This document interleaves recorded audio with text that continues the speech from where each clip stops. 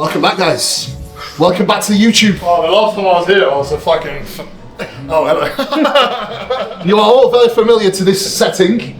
This is the check-in setup, so I'm going to look at Joe now. We've got the big guy. I'm going to have a look at him. Obviously, I don't coach him, but I still want to have a look because he is very, very dense, and I can't wait to see him on stage tomorrow. So, that's Joe doing classic tomorrow. From men's physique to classic, we have pretty much gone up 2.5 kilos to be exact since his qualifier, and the look has just completely transformed. We've managed to still keep the condition, but just so much more fullness. And with how peeled he actually gets, we could afford to have the trade-off of bringing in a little bit of fullness and sacrificing maybe 1% of detail for sake of 5% of fullness. It's the beauty of getting ready nice and early. You can make these manipulations and you can make these adjustments to really bring a different look to the stage and really try and pinpoint and find the best look for Joe. Let's get it.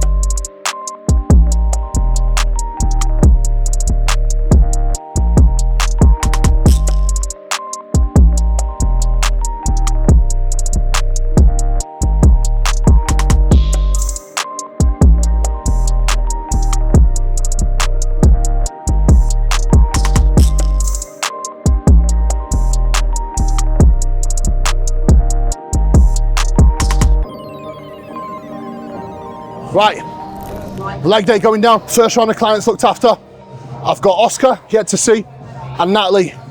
So everyone's on point, that's all I can ask for, right? Now, my time, game time. Today, the exception to the rule of no phones will be broken because we do have guys competing, so I need to be tending to them and making sure that all is good and all is Gucci, especially one day out. So, game time. Last warm-up set, and then it's go time. 4 working sets to start with on the hamstring curls. 2 sets get single leg, 2 sets lying. Then that'll be followed by 2 sets of leg extensions, 3 sets of leg press, 1 pendulum, 2 RDL, and then 2 calf press. So slight shift to session structure. I'll explain why in a little bit. For now, let's get it.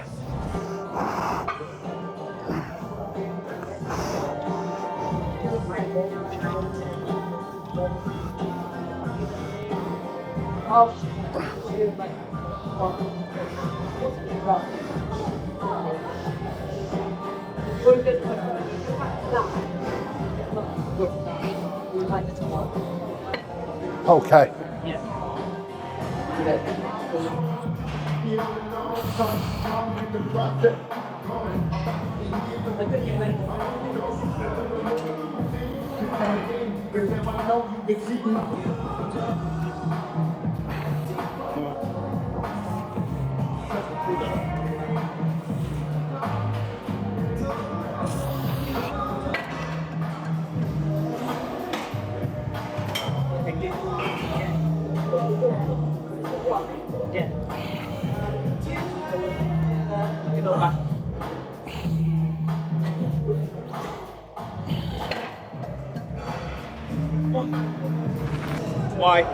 Why?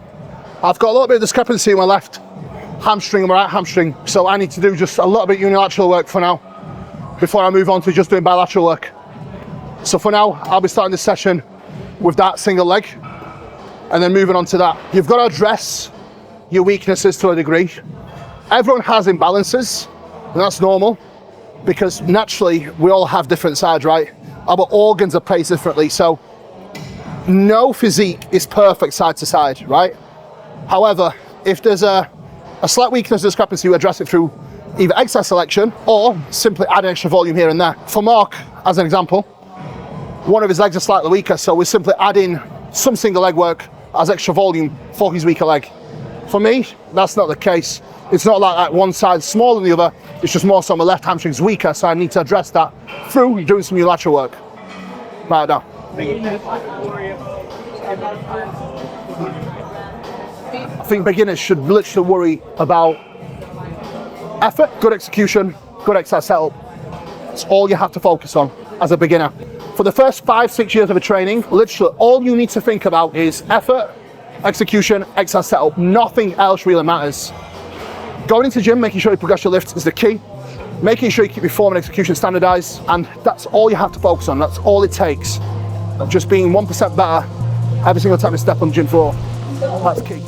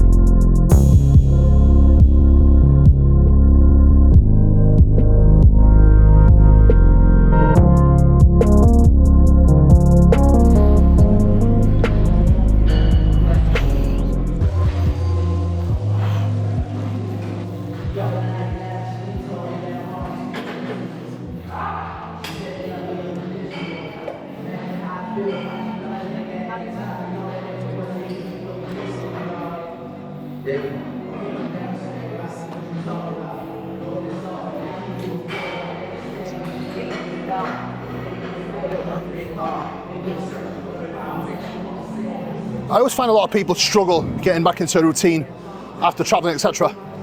The worst thing you can do is try and take your time. You need to dive straight back in to your normal habits, normal routine, and get back on top of your discipline.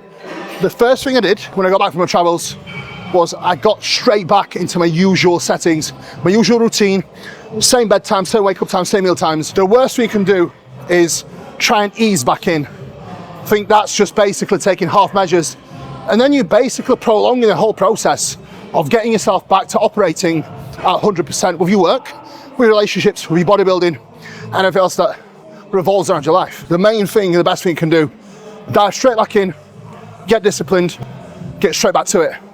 Routine is the foundation of your life, and it's the foundation of your success.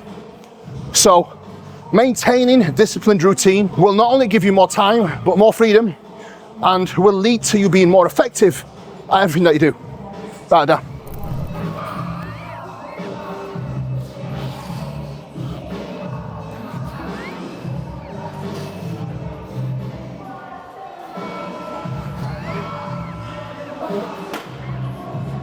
Yeah, that'll be the work set. Game time.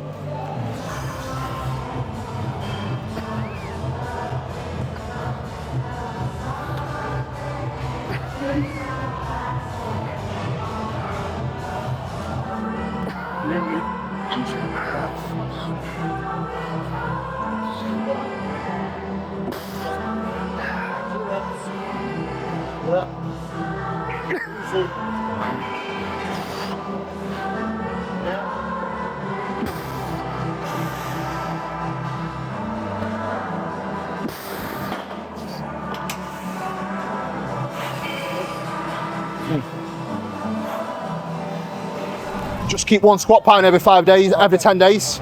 And then this session keep more so leg press, because frequency is pretty high every 5 days anyway. Okay. This makes more sense because in this way, we're getting more mid to shorten range, both this and the leg press, without that length and loading, that challenges to do the stretch, because that's what does the most muscle damage.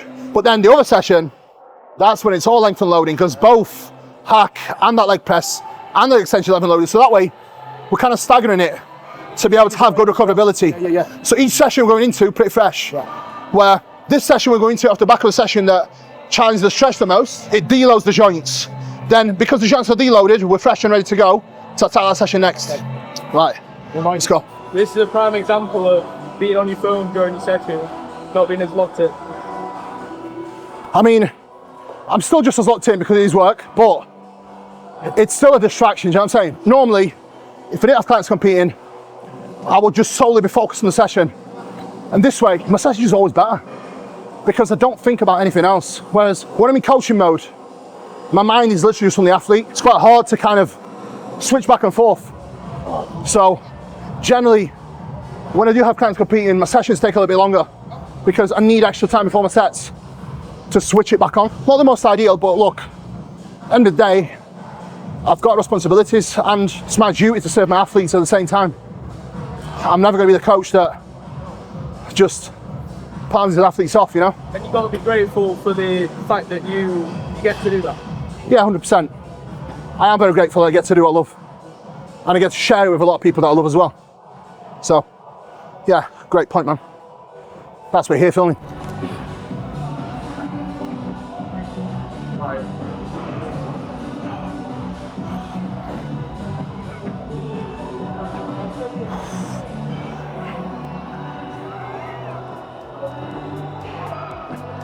Yeah.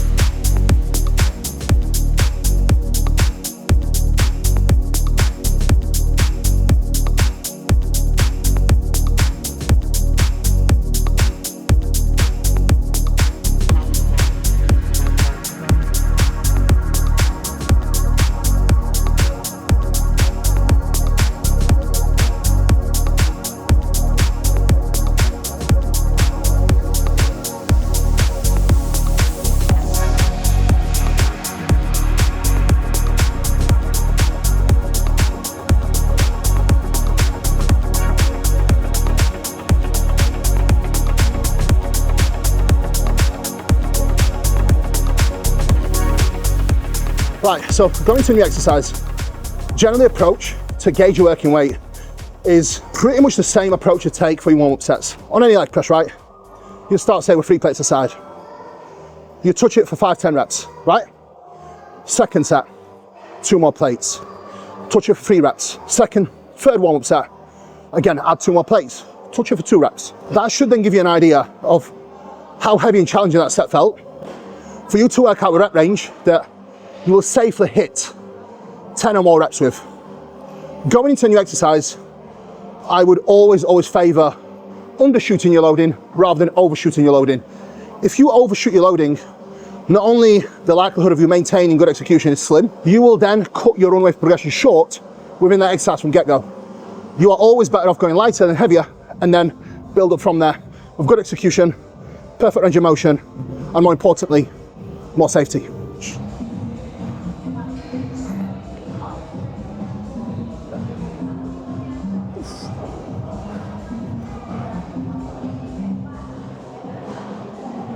Come on. Come on. Yep. Strong. Oh, easy.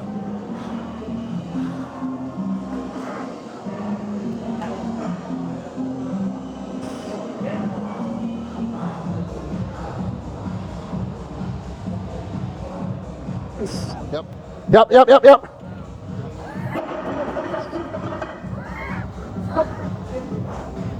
Hopefully Joe got the little clip of me talking about session structure, and this is the beauty of this YouTube channel, right? I will always take it from a thought process and share exactly what I'm doing and why. For me, progress is everything, and as the motto says, we're trained by JP, progress at all costs. And one thing I've learned from Jordan, there's always a way to be able to progress, and this is where you've got to be smart with having the ability to objectively think about your session and simply pivot either the exercise selection or how you execute certain movements in order to be able to get a good run of progression going, save your joints and still be able to actually make meaningful progress. Today, if I just stuck to my guns and said, right, I'm gonna have to do the pendulum, my knees would be short, I won't be able to do hacks in 5 days. It's all about being able to create that momentum and be able to have longevity in your training blocks. Like that.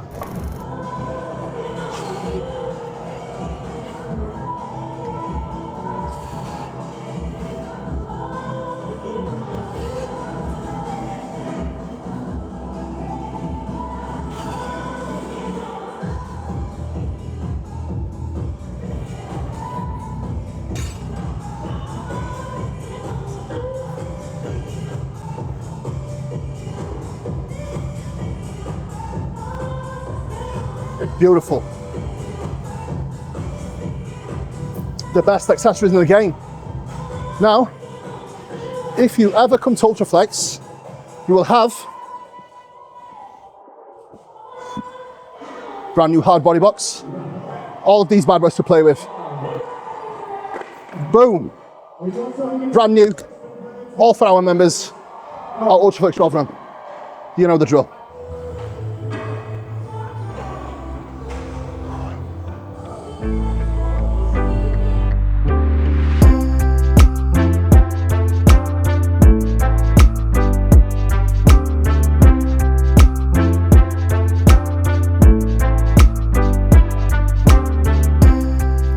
One thing Jordan Peters firmly reminds me of is you cannot shy away from the hard stuff. My perception of that is you need to actually do the hard stuff across everything that you do. One thing that Jordan does superbly well, he leans into the hard shit, both in life, in bodybuilding and in everything that he does. And that's something that's not only inspiring, but it's a massive lesson for us all, especially when it comes to bodybuilding. You cannot shy away from the hard work, and you cannot shy away from either the hunger or the tiredness or the lethargy that comes with high amounts of food, or the fear of going into some of the lifts that you are about to put in, challenging yourself to do the stuff that you've never done before. It's all part of the process, it's all part of the game. Lean into the hard shit and embrace it. Don't shy away from it, don't let it consume you. Use it and smile. Walk down that path, walk down the hard path. That always pays off.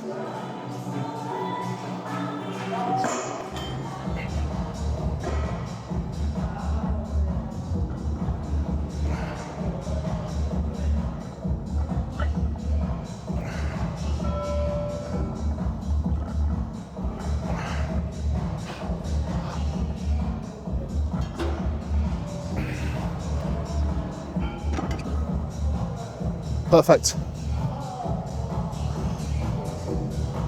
Right, last but not least, calves. Let's get it.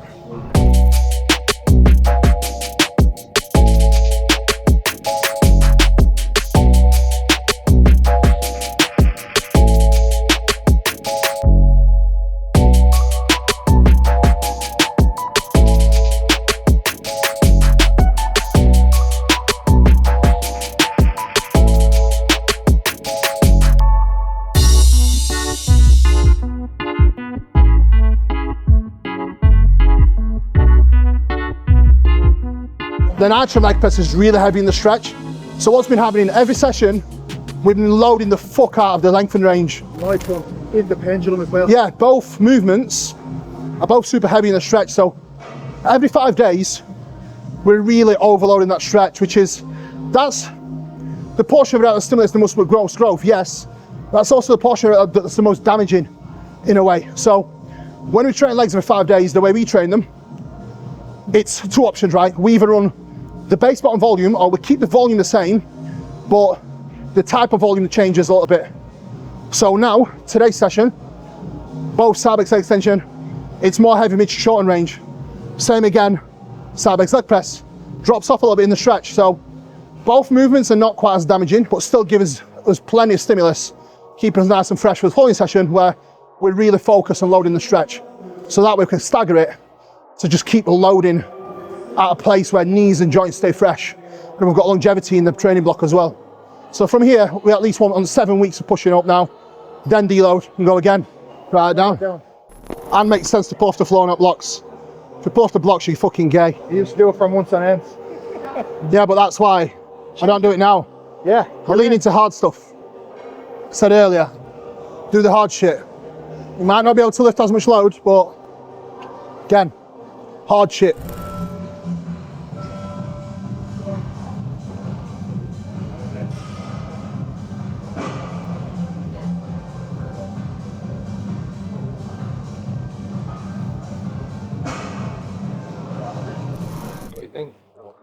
Yeah, it's an immense setup. Obviously, this is where I do the team meet, and I'm super happy. Yeah, of course, yeah. I'll go on. We'll go and have a look in a minute. But it's two bros have definitely definitely pull the stops out now. It's unlike any other event in UK. So I think having British Championships here is going to be special. And again, it's easily accessible for people. You've got close access to motorways, you've got close access to airports. So they've really played the cards well here, having obviously British Championships here and the pro shows. So it's going to be a good one. Got some good judges there judging as well. So it'll be good. It'll be good. All good. It'll be good. I'm very much looking forward to it. So it'll be class. Yeah. Very good. Right. So just had a look at Oscar. He's on the money. Definitely super happy. We can afford to give him a little bit more food now. Now he's weighed in and registered. We've got Matty now getting his tanning, I believe. Basically, plan of action now. Natalie should be here in a second, so I'm going to have a quick look at her. Okay, Natalie's here now. We'll have a quick look at Natalie, get Matty to get his tan wrapped up, and then home time, chill time. We've got Train by GP clothes. Again, code Kuba 10, you know the drill. Can't wait to wear them tomorrow. So we'll see what we've got. Anything nice? Yeah, awesome. So that'll be ideal for tomorrow. Joe's going to be at my house for 6:30 latest tomorrow. And we'll get the day going. It's definitely an exciting one. Oscar smashed it really. I think he's very tired. He's a worn man, but yeah, it's been worth it. It's been worth it. I'm excited to see how tomorrow pans out. I really am. So, game time. Oh yes. Oh, fucking hell. Look at the midsection today, huh? Just wait till you see the back. Beautiful.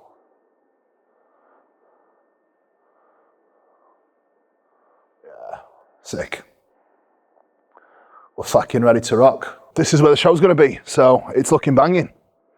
Beautiful. Right, guys, day number 1. Leg day, done. And registration, done. Team all set, ready to rock and roll. We do have Vernon over in Malaysia competing as well this weekend, and Hen over in Budapest. It's a busy one. Guys, peace out for now. See you tomorrow.